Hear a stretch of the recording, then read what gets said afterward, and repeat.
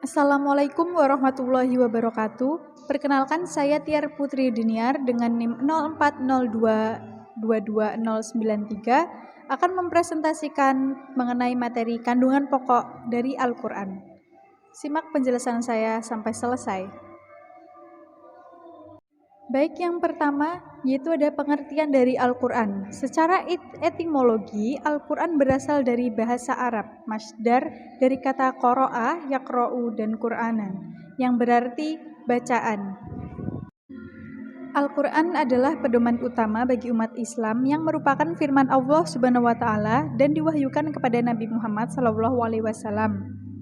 Sebagaimana disebutkan Allah dalam firman-Nya, yaitu surat An-Najm ayat ke-3-4.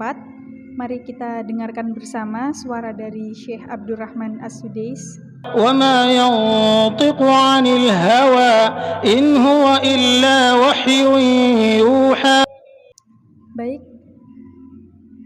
ayat tersebut memiliki arti dan tidaklah yang diucapkannya itu Al-Quran menurut keinginannya. Tidak lain Al-Quran adalah wahyu yang diwahyukan kepadanya. Quran surat An-Najm ayat 3-4.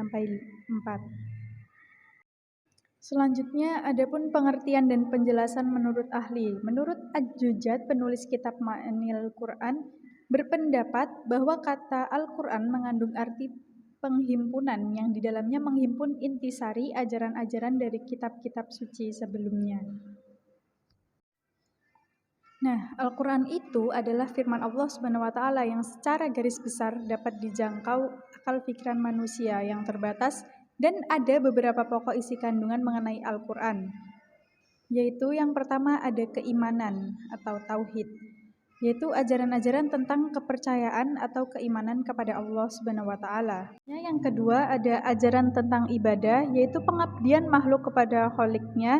Begitu juga ajaran-ajaran tentang budi pekerti yang baik, akhlak yang luhur yang harus dipakai baik terhadap Tuhan maupun terhadap sesama makhluk. Kemudian yang ketiga ada akidah. Sesungguhnya akidah merupakan masalah yang paling pokok dan paling mendasar bagi setiap mukmin. Nah, sumber akidah Islam yaitu ada Al-Quran dan juga As-Sunnah. Selanjutnya kandungan pokok Al-Quran yang keempat ada hukum dan peraturan. Ajaran yang mengatur tentang aturan-aturan yang berhubungan dengan segala tindakan manusia dalam segala bidang.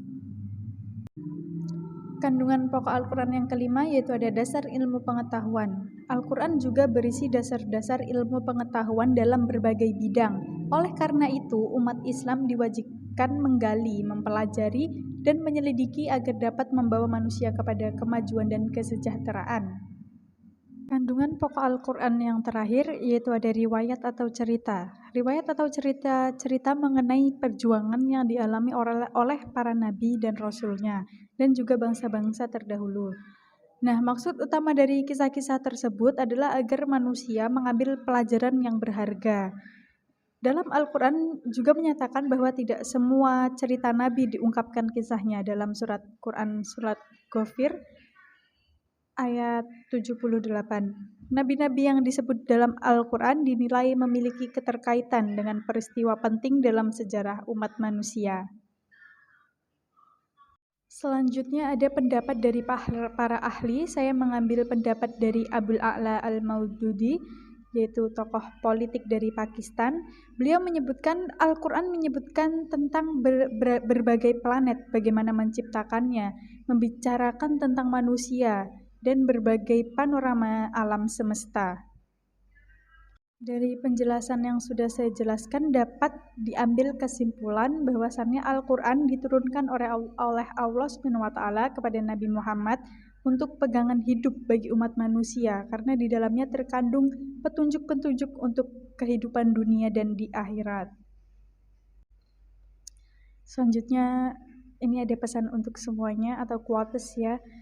Bacalah Al-Quranmu agar selamat kehidupan dunia dan akhiratmu. Itu saja yang dapat saya sampaikan, kurang lebihnya saya mohon maaf. Semoga apa yang saya sampaikan dapat memberi manfaat. Terima kasih atas perhatiannya. Wassalamualaikum warahmatullahi wabarakatuh.